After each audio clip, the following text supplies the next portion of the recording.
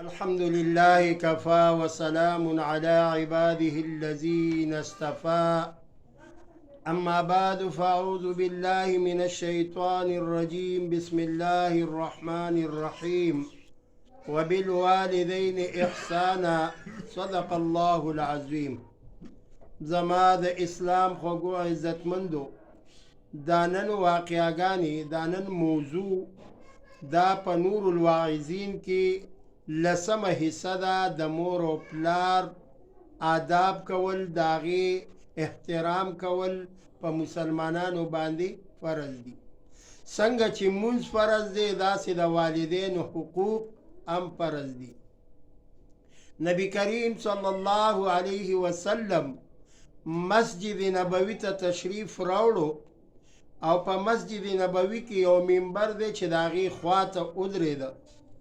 تمام صحابه کرام اجمعین هغې موجود دي.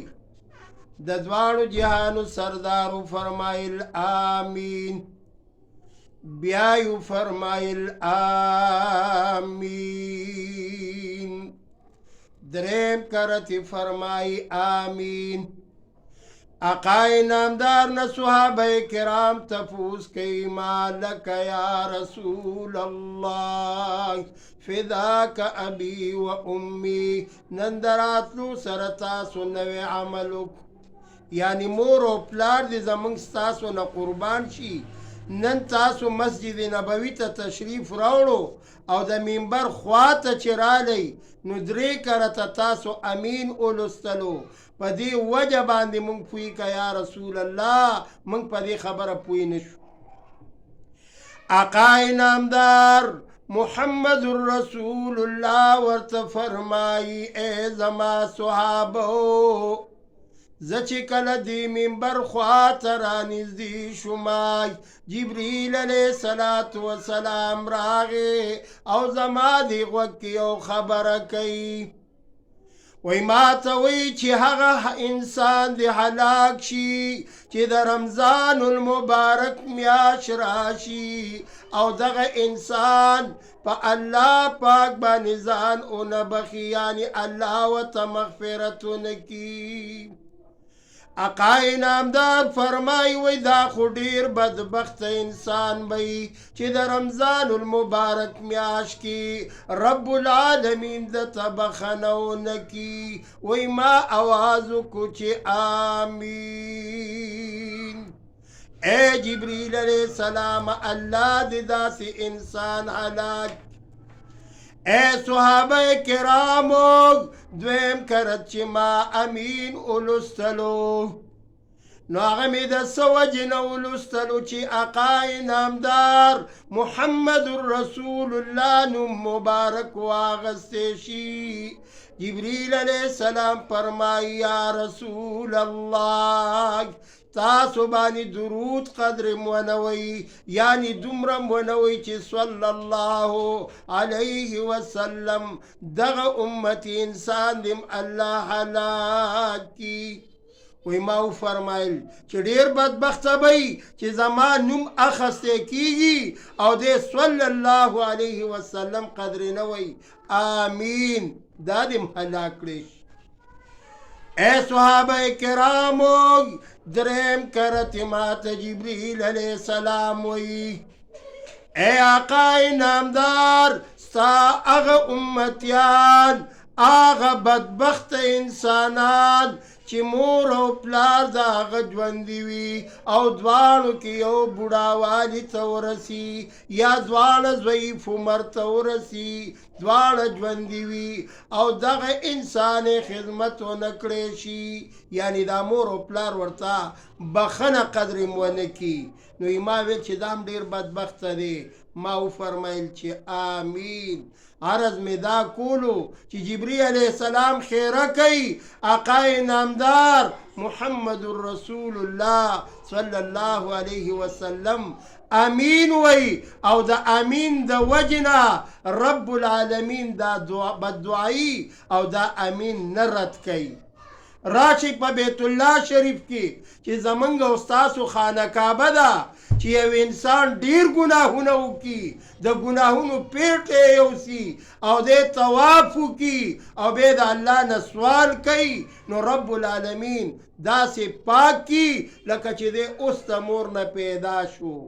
په دغه ځای کې یو صاحب خپله مور بیبي په شا باندې راړولې ده او طواف کوي لګي حسن بصری رحمه الله فرمایی وی ما تی تپوسو کو چې اے صاحبہ دومره لوی پیټې ګرځې او طوافونه کې دا یو طرف ته کېږده نو بیا طواف کوه ویل دا سویمه کرت دی چې زه د خپله مور بیبي دا په دې شا باندې راوړمه او طوافونه پرېږده چې د تمام حج احکام دا ورسره ادا کومه حجیان صاحبانو ته پته ده چې د حج 15 ورځې څومره په تکلیف سره وي یوازې د عرفات دغه شپه وګورئ چې عرفات شپه تمامه شپه حاجي صاحب ولاړ وي سرتور سر خپې ابله خپې احرام یې تړلی وي او الله ته جاړي او سوال کوي داسې نور احکام د حج دي دا ټول کومه آیا ما د دې مور څه قدر او احترام وکړو آیا ما څه د دې مور خپل حق ور ورسولو حسن بصری رحمه الله فرمایي چې اویا کرتې د بیت الله شریف خو پرېږده چې د مشرق نه واله تر مغربه پورې جنوب نه واله شماله پورې د خپل مور او پلار دواړه ته داسې وګرځې او د دې ټولې دنیا نه راتاو کې او هغه درنه رضا نه وي نو الله رضامندي نشته مطلب دا دی څنګه چې مانځه دپاره او دس شرط دی داسې د الله پاک د رضامندۍ دپاره د والدینو حقوق دا په منګ او تاسو فرض دي دا لازم دي دا یو شرط دی چې دا به پکې وي که د یو انسان نه مور خفه لاړه شي پلار ته خفه لاړ شي نبی علیه السلام مبارک فرمایي د ده زیارت کوه لاړ شه ورته جاړه دعا ورته کوه او بخښنه ورته کوه رب العالمین به درته هغه ټول ګناهونه معاف کړي عرض مې دا کولو چې یو انسان د سحر ټیم کې راپاسي او د اودس چارندام وکړي او د مور او پلار مخته د رحمت په نظر باندې وګوري د رحمت نظر څه ته ویلی کېږي دې ته ویلی کېږي یا الله ډېر شکر دی چې پلار مې ژوندی دی د دعاګانو ځای مې شته دی مور مې ژوندی دی رب العالمین به د قبول شوي د حج او د عمره ثواب ورکړي یعنی مطلب دا دی چې حج هر انسان کولی شي په خپل کور کې کولی شي خو چې د مور او پلار ته هر سال د رحمت په نظر ګوري صحابه کرام د آقا نامدار نه تپوس کوي چې فداک ابي و امي یا رسول الله که یو سړی لس کرته مور ته یا پلار ته د رحمت په نظر ګوري بلکې د دې نه زیات ګوري نو آقا نامدار ورته وفرمیل چې د الله په در کې هر څه ډېر دي که دې لس کرته وګوري د لس حجونو ثواب ورکوي که شل کرته وګوري شل پیری مور او پلار ته د رحمت په نظر وګوري او که نه د مور او پلار ته داسې ګوري چې سیو یې راخیستی دی انار یې راخیستی دی پترخ کې نیولی دی او خپلې کمرې ته روان دی نه د مور پروا کوي نه د پلار پروا کوي نو یاد ساتئ داسې بدبخته انسان دی به دنیا کې هم خوار وي آخرت کې به هم خوار وي زما د خبرې مطلب دا دی د بیبي خپل حق شته خو لیکن نن سبا معاشره کې خلق خپل مور او پلار ته ډیر په سپک نظر باندې ګوري دا یاد ساتئ القما رضی الله تعالی عنہ صحابي دی او هغه چې کم وخت کې بیمار شو آقا نامدار محمد رسول الله صلی الله علیه وسلم د بخاری حدیث ته راضی او ورته کېناستی ده او آقا نامدار محمد رسول الله د کلمې شهادت تلقین ورکي لیکن القمر رضی الله تعالی عنہ سانوزی آقا نامدار ورته فرمایل ای زما صحابو تاسو لږ صبر وکئ ز معلومات کومای القمر رضی الله تعالی عنہ پکور کی سوکشتا او کنای ویل جی یو بوډۍ مور شتا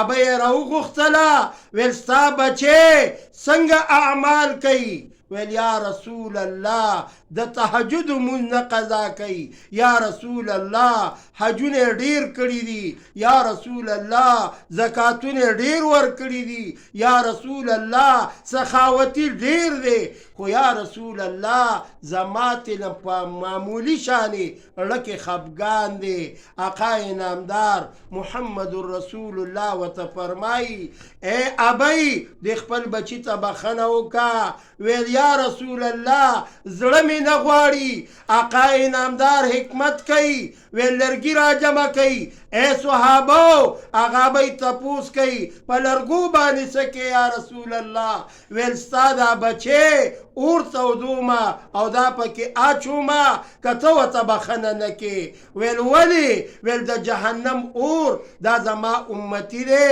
زما هم پرې نه پیرزو کېږي ستا هم پرې نه پیرزو کېږي هغه به په منډه منډه باندې راله ویل یا رسول الله ما خپل بچي ته هر څه بخښلي دي خو چې د بخښنې خبرې وکړه انا لله و انا الیه راجعون القمر رضی الله تعالی عنہ بیا سا ورکړه د صحابه دا حالات ته د والدینو په حق لا د صحابه ز ټول نه یادوم خو القمر رضی الله تعالی عنہ واقعا ډیرو کتابونو راخیسته ده چې یاره د خپل مور نه معمولی غونته کې پزړه کې تینا دی بچی نه خفګانو نو دا غر روح پرواز نه کولو الله دې زمونږ او ستاسو په حال باندې رحم وکړي الله دې مونږ او تاسو لا د والدینو چې کم خدمت دی چې هغه په صحیح معنو کې ادا کو نبی علیه الصلاۃ والسلام نه تپوس کیږي چې حق د چا ډیر دی ویل و امک بیا تپوس کوي ویل ډیر حق د چا دی ویل امک په دریم کرت وی حق د چا دی امک بیا په څلورم ځل وی چې ابوکا یعنی څلورم ځل باندې د پلار یادی چې په څلورم ځل د پلار حق دی نو د پلار حق هم شته او د مور حق نبی علیه السلام درې کرته فرمایلی دي چې د مور ډیر خیال وساتئ دا عجزه ده او الله پاک د دې ګورې سوال فورا قبلی یو زمونږ او ستاسو میندې خیرې کوي خو هغه داسې خیرې کوي چې د ژبې په سر یې کوي د زړه نه کوي هره مور زړه نه خیره نه کوي ځینې فورا به دا قبلېدی الله دې په دې خبرو باندې مونږ او تاسو ټولو له د عمل کولو توفیق راکړي واخر الدعوانا ان الحمد لله رب العالمین